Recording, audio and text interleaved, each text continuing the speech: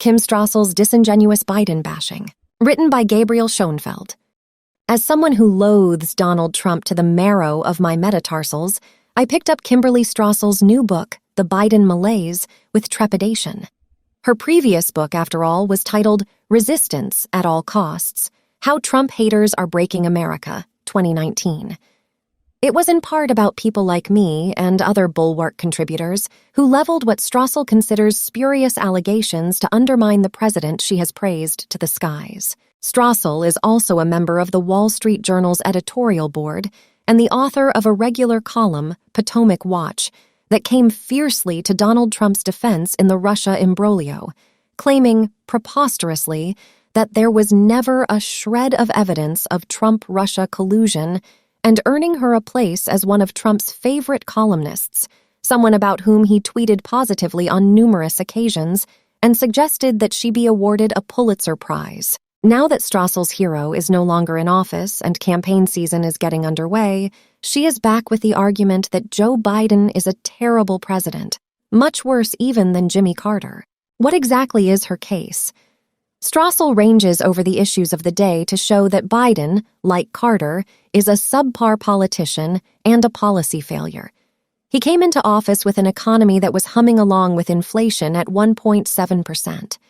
Overstimulating it with COVID relief funds and massive spending packages, inflation soared to 9.1%. Under Trump, the southern border of the United States was secure. Now it is being overrun by migrants. In foreign policy, Biden presided over a disastrous withdrawal from Afghanistan and has slow-walked military assistance to Ukraine, letting its army bleed while keeping Kyiv from achieving victory. Though nearly everything Strassel says about Biden comes straight from GOP talking points, perhaps because I am a former Republican myself, with lingering attachments to various Reaganite policy positions, I finished reading her volume feeling surprisingly persuaded by some of her points. On the evidence she presents, Biden, like Jimmy Carter before him, is a deeply flawed president. But then, of course, there is all the evidence Strassel does not present.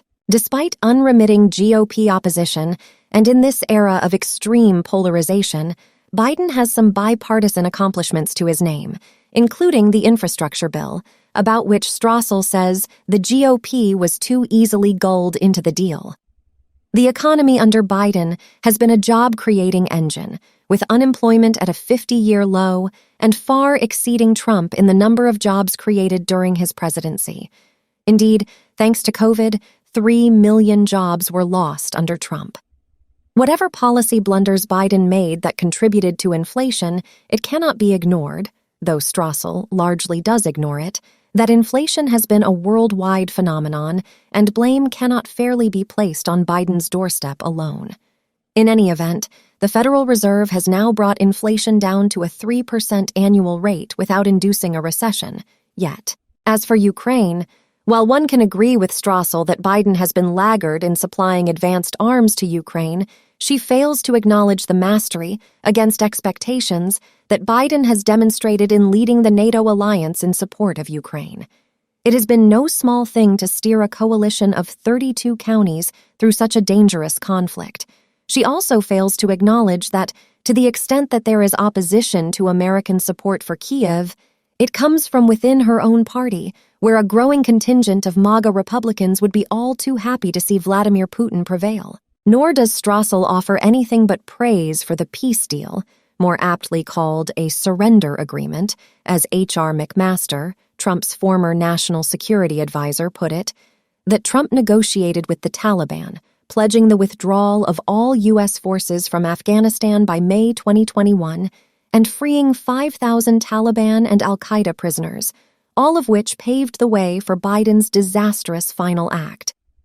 Though one would not know it from Strassel's disingenuous polemic, when it comes to Afghanistan, there is ample blame to go around. Hovering over these policy issues is yet another highly pertinent subject that Strassel says almost nothing about, namely, Biden's character as compared to that of his predecessor. I need not catalog for readers of the Bulwark the myriad ways in which the grifter-in-chief was an abomination, the worst president in American history by a mile. This sociopath, facing multiple criminal charges and already found liable by a jury for rape, is now the prohibitive frontrunner for the 2024 Republican presidential nomination. It is worth noting the things that Strassel says and doesn't say on this score. Her highest praise for Trump is that he's a fighter. She lauds him as a continuator of the program of the great communicator, Ronald Reagan. Apart from his positions on immigration and trade, she writes, everything else about Trump was straight out of the Reagan policy playbook. 90% of Trump's agenda, she says, was straight-up free market religion direct from the gospel of Milton Friedman. Waxing enthusiastic about Trump's supposed policy achievements, Strassel says almost nothing in her book about the events of January 6th and Trump's layered plan to steal the presidency. To be sure, Strassel was not always silent on this score. On January 7th, 2021, the day following the insurrection at the Capitol, she did level a serious complaint against Trump in a column titled, "Trump Erases His Legacy." But contrary to what one might surmise from such a headline, her criticism was not so much for egging on a violent mob in the attempt to cling to power as for something else. What ignited Strassel's ire was the fact that Trump had contributed to the loss of 2 GOP Senate seats in Georgia's special runoff elections, and with them, the loss of the Senate to Democratic control. Trump neglected to make clear to his supporters that the only way to preserve his legacy was to keep the Senate in GOP hands. This is a characteristic Strassel judgment. The institutions of democracy be damned. She's a Republican partisan all the way down. But Strassel is a particular kind of Republican partisan, as is revealed when she sometimes wanders off her main theme of bashing Biden to train her fire on some of her fellow GOPers, particularly the national conservatives. The biggest threat to the nation, they argue, she writes, is cultural decay, and on that we must fight, fight, fight, and remain in a state of perpetual outrage. But, she continues, the biggest problem with the NatCons is that not a thing they offer is new. Americans who want bigger government and class warfare already have a party, Democrats. What's interesting here is that the national conservatives, in their zeal for enlisting government to wage a full-tilt culture war, are today probably much closer to Trump and the MAGA rank and file than is Strassel herself, who unabashedly identifies herself with what some NatCons mockingly call zombie Reaganism. She wants to pursue Reagan's agenda of low taxes, fewer regulations, and a strong national defense. They want to fight about trans bathrooms, cut off aid to Ukraine, and own the libtards.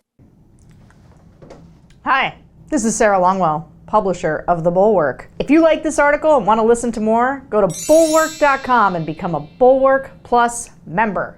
Thank you.